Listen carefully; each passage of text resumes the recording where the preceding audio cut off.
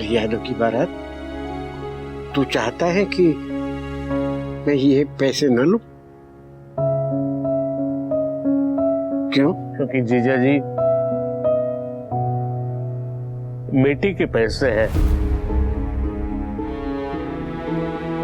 मनराज जब मेरे हाथ में पैसे रखता है तब तो तूने कभी मना नहीं किया। क्यों? क्योंकि वो बेटा है और बेटा अपना होता है और बेटी पराया धन होती है।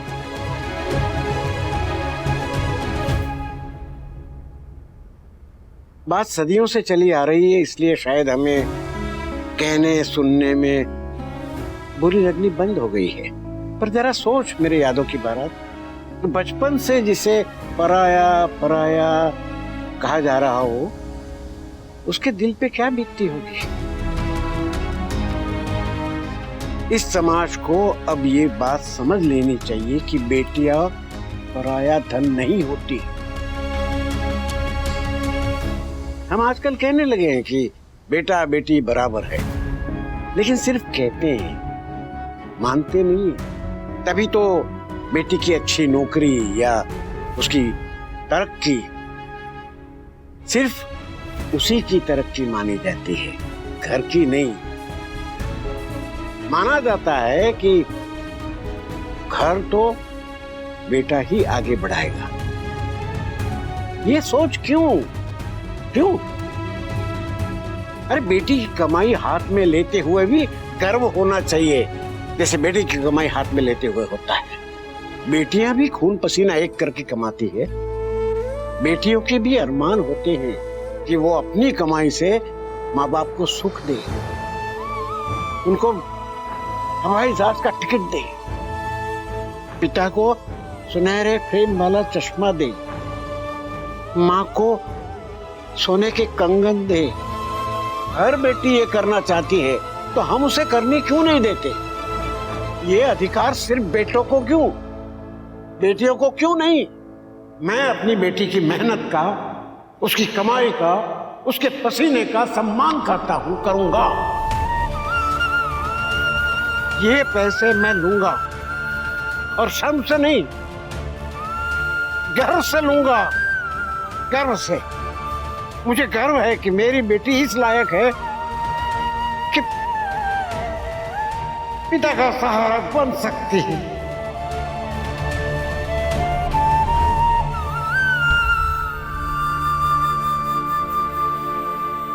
आई विश कि हर डैड आपकी तरह होते बापूजी। मेरी शादी में मेरे पास अच्छी खासी जॉब थी, लेकिन मेरे डैड ने ना बेटी के पैसे को हाथ नहीं लगाया। वहां के गहने बेच दिए, पीएफ से लोन ले लिया, बहुत परेशानी उठाई, लोगों के सामने हाथ तक फैला दिया, लेकिन बेटी के पैसे को हाथ नहीं लगाया। आज भी जब उनसे बात करती हूँ ना, तो एक ही वर्ड पे अटक जाते हैं, पराया धन, पराया धन, पराया धन। और ये फ्रेज सुन सुन के हम लड़कियां थक गई हैं। मन करता है कंधा पकड़ के बस झिंझोड़ दे और कहे कि नो, वी आर नॉट पराया धन। एब्सोल्युटली, ना ही बेटी पराई होती है और ना ही उसका धन पराया होता है। थैंक यू बापूजी, आज आपने ये चेक एक्सेप्ट करके ट्रेंड चेंज कर दिया। बेटी के पैसों को मत छूना, बेटी के पैसों को मत लेने वाला ट्रेंड। एग्जैक्टली, बेटी कोई ब्लैक के पैसे थोड़ी ना दे रही है कि नहीं लेना है, नहीं लेना है। Bapuji, hats off to you. Yes, I feel so proud कि मैं आपकी बेटी हूँ। अब लग रहा है कि अपनी शादी में मुझे भी कंट्रीब्यूट करना चाहिए था, पर मैं नहीं कर पाई। नहीं बेटा, हम ये नहीं कहते कि हर बेटी को काम करना चाहिए, पर जो करती है उसकी कमाई को वो सम्मान मिलना चाहिए, वो अपनापन मिलना चाहिए जो बेटी की कमाई को मिलता है।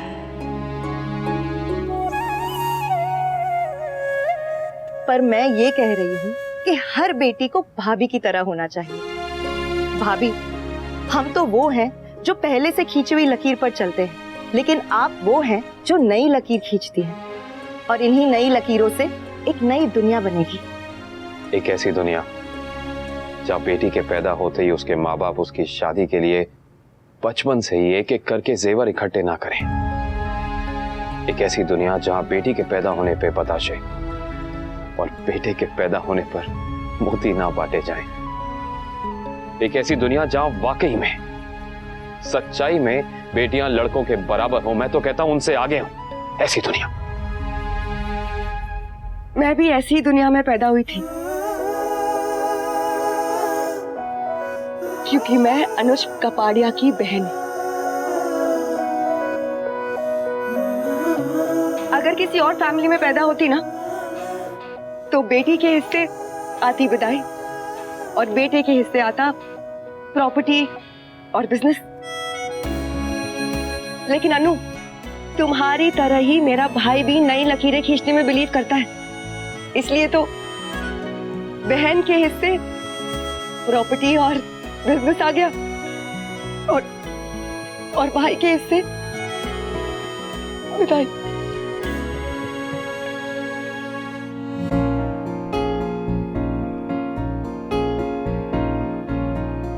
ये फीलिंग मुझसे बेहतर और कौन समझ सकता है।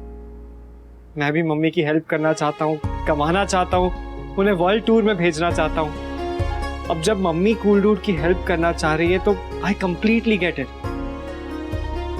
And I am so proud cool dude कि आप ऐसा मम्मी को करने दे रहे हैं। Cool dude, you are indeed a cool man. मैं भी है ना अपनी बेटी से पैसे लूंगा, मुझे कोई प्रॉब्लम नहीं है। बेटी, इसमें से मेरी बेटी कौन है? अरे तू तो कुंवारा है, मेरे यहाँ की बारात। Is that so? हाँ।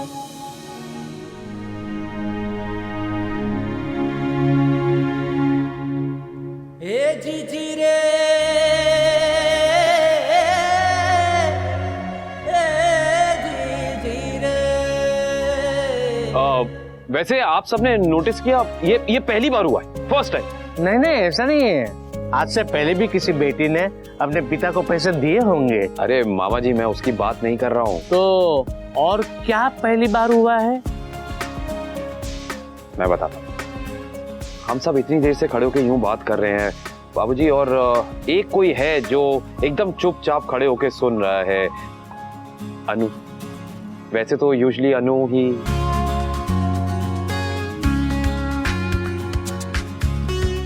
यूजुअली क्या? हाँ, यूजुअली क्या? आप कहना चाहते कि मैं बोलती रहती हूँ और बाकी सब खड़े खड़े सुनते रहते हैं हमेशा? मेरा कहने का मतलब, मैं बस ये कह रहा था कि तुम इतना अच्छा बोलती हो कि तुम सबकी बोलती जो है वो। अब रहने दीजिए, मैं हमेशा बोलती रही। और मैं क्यों चुप रहूंगी? क्यों चुप रहूंगी? मैं बोलूंगी। मेरे पिता ने मुझे चुप रहना नहीं सिखाया है, मुझे पीछे रहना नहीं सिखाया।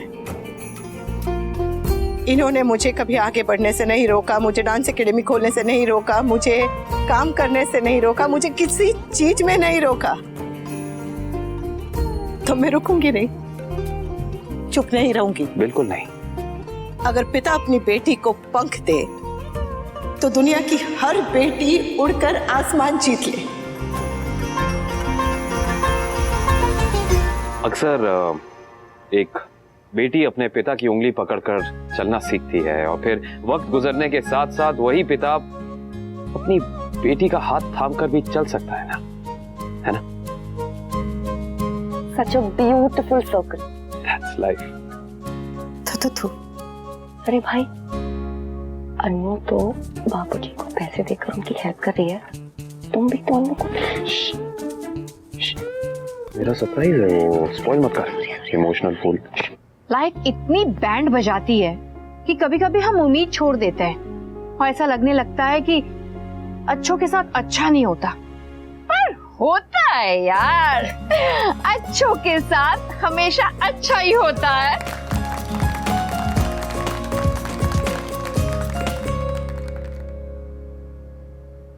और कोई नहीं मिला अकेलापन दूर करने के लिए? एटीट्यूड नहीं, जवाब दो मुझे। क्यों बात कर रही थी तुम मुझसे? नहीं कर सकती। तुम तो अपनी एक्स वाइफ से रोज बात करते हो, अरे इनफैक्ट तुम दोनों तो एक ही छत के नीचे साथ में रहते हो। मेरी और अनुपमा की बात अलग है, हमारे बच्चे हैं। हाँ तो मेरी और अनिरुद्ध की भी बात अलग है, क्योंकि हमारे बच्चे नहीं हैं। बकवास बंद करो और साफ साफ बताओ कि तुम्हें उससे क्यों मिलना है। अनिरुद्ध मेरी हेल्प कर रहा है फाइनेंशियली। वो हेल्प कर रहा है या तुम उससे हेल्प मांग रही हो? What difference does it make? अगर अनिरुद्ध मेरी हेल्प कर रहा है या मैं उसकी हेल्प मांग रही हूँ, the point doesn't change कि मुझे अब अपने करियर और फ्यूचर के लिए कुछ करना है। तो उसके लिए तुम अनिरुद्ध से भीख मांगोगी? अगर हेल्प मांगना तुम्हें भीख मांगना लग रहा है ना, तो ठीक है, मांग लूंगी भीख मैं अनिरुद्ध से, जैसे तुमने भीख मांगी थी अपने कैफे के लिए अनुपमा से। पहले शादी का बजट कम था, इसलिए हम डिफेंस खेल रहे थे, लेकिन अब तो हमारे पास पैसे हैं, इसलिए हम छक्के चौके सब कुछ मारेंगे। एक्सक्यूज मी, आप क्रिकेटर हो? हाँ मामा जी, मैं ना सिर्फ भागने में एक्सपर्ट हूँ, वो भी बिना बताए। पता है। मुक्कू का कहने का मतलब ये है मामा जी कि अब हम ये शादी धूमधाम से करेंगे। हाँ, लेकिन धूमधाम का मतलब ये नहीं है कि आप शादी लेट कर। लो देखो, शादी के लिए कैसे मरा जा रहा है। आप ही ने। अरे क्या सही तो कह रहा है, नहीं शुभ कार्य में देर क्यों करनी। बिल्कुल सही बापूजी, एब्सोल्युटली करेक्ट। एक आप ही यहाँ हैं जो मुझे समझते हैं, बाकी तो बस यहाँ के लोग यहाँ की तरह ही। और आपकी जो बेटी है ना, बेटी तो पता नहीं मुझे ऑफ लेट बहुत डांटने लगी है। मैं डांटने लगी हूँ आपको? हाँ। खबरदार खबरदार जो मेरे बेटे को डांटा है। हाँ सुना तुमने, खबरदार तुमने मुझे डांटा तो मैं कंप्लेन कर दूंगा बापूजी से। बापूजी देख लीजिएगा। बापूजी मैं सच्ची नहीं डांटी, कुछ भी कहती। नो बापूजी, बापूजी। भाई हाँ। अगर आपका शिकायतों का पिटारा खत्म हो गया हो तो हम घर चले। चलो चलो, मुझे भी ड्रॉप कर दो प्लीज। हाँ हाँ चलो, लेट्स गो। अरे अनु, एक गिलास पानी मिलेगा प्लीज? हाँ अभी रही। अरे मैं सोच रहा हूँ कि मैं भी जाके पी लेता हूँ, बेचारी को लाना पड़ेगा। मैं जाके मैं पी के आता हूँ, मैं बस पानी पी के आता हूँ।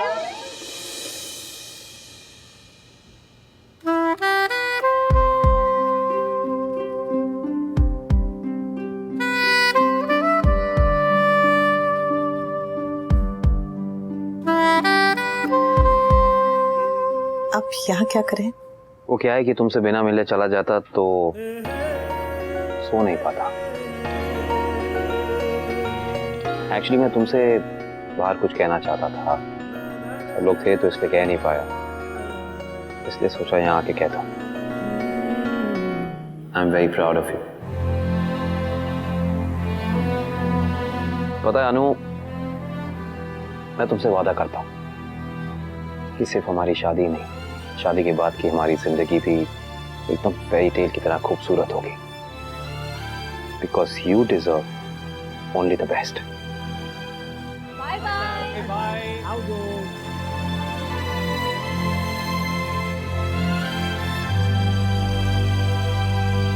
चल लीजिए। जल। थैंक्स फॉर द जल। तुम कुछ भी करने से पहले मुझसे पूछते हो, मेरे साथ डिस्कस करते हो? नेवर। बस अपनी मनमानी करते हो। तो अगर तुम कर सकते हो तो मैं क्यों नहीं कर सकती? अरे मैं अपने बारे में क्यों नहीं सोच सकती? ओह प्लीज, अनिरुद्ध से फाइनेंशियल हेल्प मांगना मुर्गे से अंडे मांगने के बराबर है। अरे उस लूजर के पास है क्या जो तुम्हें हेल्प करेगा? अनिरुद्ध अब लूजर नहीं है। वो इतने सालों से जिस आइडिया पे काम कर रहा था ना, वो आइडिया क्लिक हो गया और वो बहुत बड़ा आदमी बन गया है। भी अनबिलीवेबल, अनिरुद्ध जैसा आदमी भी सक्सेसफुल हो गया, लेकिन मैं नहीं। गॉड वी, तुम और तुम्हारी ईगो। अगर तुम अनसक्सेसफुल हो और अनिरुद्ध सक्सेसफुल है तो इसमें अनिरुद्ध की क्या गलती है? हाँ, वो शुरू से स्मार्ट और टैलेंटेड था, बस थोड़ा सा लेजी था, इसीलिए पीछे रह गया था। And I am very happy for him कि फाइनली उसने अपनी गलतियां रेक्टिफाई कर ली। अनलाइक यू, जिसका ईगो इतना बड़ा है कि उसे अपनी ईगो के सामने अपनी खुद की खामियां नजर नहीं आती है। वाओ, क्या बात है, क्या बात है। कल तक जब अनिरुद्ध कमा नहीं रहा था तब तक तुम्हें बहुत बुरा लगता था, और आज जब वो एक बड़ा आदमी बन गया है तो तुम्हारी जबान नहीं थक रही उसकी तारीफ करते हुए। वाह। आई एम श्योर आज तुम्हें ये सोच के बहुत पछतावा हो रहा होगा कि तुमने उसको डिवोर्स देके मुझसे शादी कर लिया ना। अगर ऐसा होता ना तो मैं उसी दिन पेपर्स पे साइन कर देती जिस दिन तुमने डिवोर्स नोटिस मेरे मुंह पे मारा था। लेकिन मैंने हमारी शादी को बचाने के लिए कितनी कोशिश की। अरे तुमसे माफी मांगी, खुद को चेंज तक कर दिया, लेकिन तुमने हमारी रिलेशनशिप को बचाने के लिए क्या किया है? भी कौन से एफर्ट्स किए? 0 एफर्ट्स किए। और फिर ऐसे बिहेव कर रहे हो मेरे साथ। तुम मुझे डिवोर्स नोटिस दे सकते हो, अपनी एक्स वाइफ के साथ एक ही ऑफिस में काम कर सकते हो, एक ही घर में साथ में रह सकते हो, लेकिन अगर मैंने मेरे एक्स के साथ फोन पे बात कर ली तो तुम्हें इतने इश्यूज होने लगे। सिर्फ बात ही क्यों? सिर्फ बात क्यों? तुम उसके साथ शिफ्ट क्यों नहीं हो जाती? इनफैक्ट मैं तो कहूंगा कि तुम मुझे डिवोर्स देके उससे फिर से शादी कर लो। कितना आसान है ना तुम्हारे लिए रिश्ते तोड़ देना। कैसा रिश्ता? कौन सा रिश्ता? अरे रिश्ता बचा ही कहाँ है हमारा? ना कोई इमोशनल अटैचमेंट बचा है, ना कोई अंडरस्टैंडिंग बची। पहले कम से कम प्यार तो था, अब तो वो भी नहीं बचा। बचा है तो सिर्फ झगड़े। और झगड़ों की वजह कौन है? तुम और तुम्हारी ईगो। अगर तुम्हें इतनी ही प्रॉब्लम है मुझसे तो तुम यहाँ पे हो ही क्यों? डिवोर्स लो और यहाँ से जाओ। इनफैक्ट तुम यहाँ से चली जाओगी तो शायद मेरा कुछ भला ही हो जाए। पहले तुम अनिरुद्ध की लाइफ से निकली तो वो सक्सेसफुल हो गया, और तुम मेरी लाइफ में आई तो मैं बिल्कुल बर्बाद हो गया।